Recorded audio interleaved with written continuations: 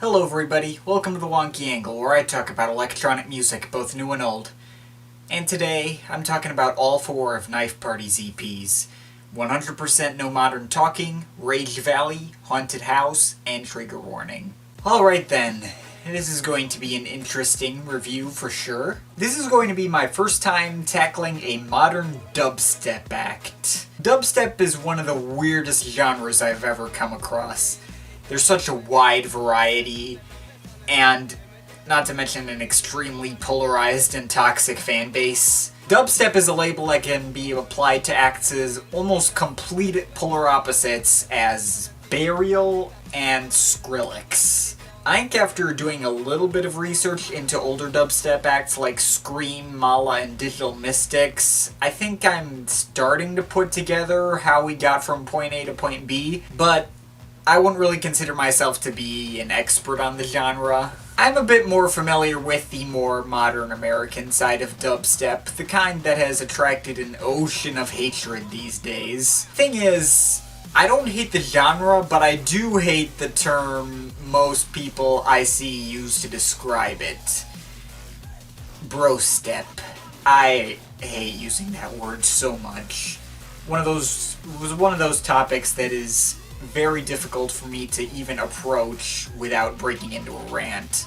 Almost ran my Burial review off a cliff. I mean, I think I'm starting to understand why there was the need for a term to describe the movement. It was pretty unlike what most of the genre had to offer at the time. Previously a little more introspective from what I can tell. However, the trouble is that I rarely ever see the term brostep used by people who do not hate the genre. Even Fantano puts the word in air quotes whenever he says it. I hate the term because it was obviously invented by hipsters who were mad that Skrillex went and changed everyone's associations with their favorite genre, and it makes me feel like a pretentious asshole who thinks he's better than all you silly frat bros out there. I mean, I can sympathize with the people who came up with it. I remember, getting this survey when I was in high school that asked me what my favorite music genre was, and it referred to electronic music as a whole as dubstep,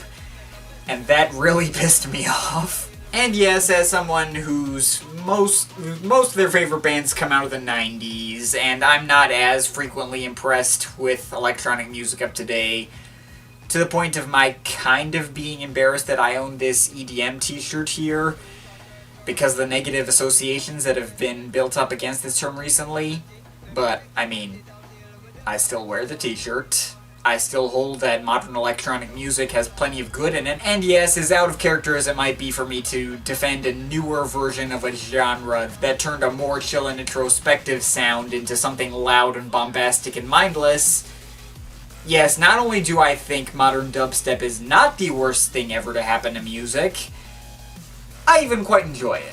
First of all, when I was a freshman in high school, dubstep was really popular, and a lot of my classmates liked it, and I couldn't believe, for the first time in my life, kids my age were getting into electronic music. Like, holy crap. Of course, about a year later, I ended up meeting former dubstep fans who now said they hated dubstep because it's not real music, it's made by machines and not people, there's no soul to it. Yeah, that was dumb. But a few years later, I ended up getting more into Skrillex and thinking, hey, this guy's pretty good. And then meeting a friend online, this guy called Jack. He was really into people like Skrillex and Flux Pavilion, and of course, Knife Party. He introduced me to them, and Knife Party became my favorite name in modern dubstep ever since. And it wasn't just because I was already a Pendulum fan at the time, and Knife Party just so happens to be the side project of Rob Swire and Gareth McGrillen. The thing I particularly liked about Knife Party were that they were always fully aware of how dumb their music was, but still ran with it and made some of the best stuff in this genre. For the record, I like modern dubstep less because I like getting my face melted off by intense bass, which I don't, but more just because this genre is a lot of mindless fun. Knife Party were just as intense and mindless fun as the usual from the genre, but they also had a sense of self-awareness about how dumb they were that could elicit a laugh or two every now and then. So they weren't completely brainless. And of course, much like they did when they were in Pendulum, these guys really know how to nail a hook. So now that we've gotten through the intro, which will inevitably piss off hundreds of people and give me a ton of dislikes because of the subject matter, let's talk about Knife Party's 4 EPs. We'll start off with their debut, 100% No Modern Talking. After listening to this EP a few times over the past few days, I think it's my personal favorite out of the 4. I think nostalgia is probably a big part of this, as it was the EP of theirs that I listened to the most back in the day. And of course, I'm sure it will come as no surprise that my favorite track is the most popular one, Internet Friends. Quite possibly my favorite track in this entire genre. The idea of making a track about an insane Facebook stalker was really an interesting idea, and the build-up to this track is amazing. The computerized voices, the suspenseful orchestral sounds.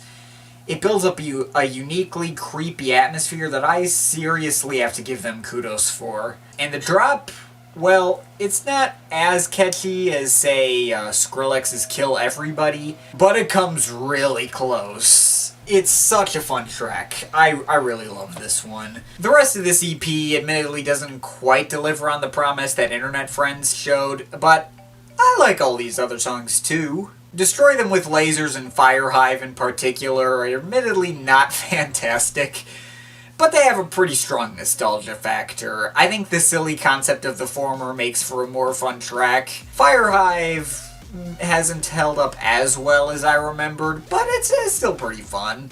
I like the little hint of reggae thrown in there. I mean, it is called dubstep. Gotta be in there at some point. I always skipped over the track Tourniquet in high school, but this one's actually become a major grower over the past few days. Really did not give this one credit. Its random nature is a lot of fun to listen to. The overall sound of Knife Party style is admittedly an acquired taste. I will be able to understand if you don't like the excessive bass and really harsh and grating synth tones. I'm kind of surprised I still enjoy them. But I do feel like Knife Party are actually putting effort into what they're doing. They weren't just throwing random synth patterns at a wall and smooshing them into oblivion with their limiters. I can remember like every random note and screech of Internet Friends drop very easily. If random noises like this are so catchy and earwormy, they've got to be doing something right.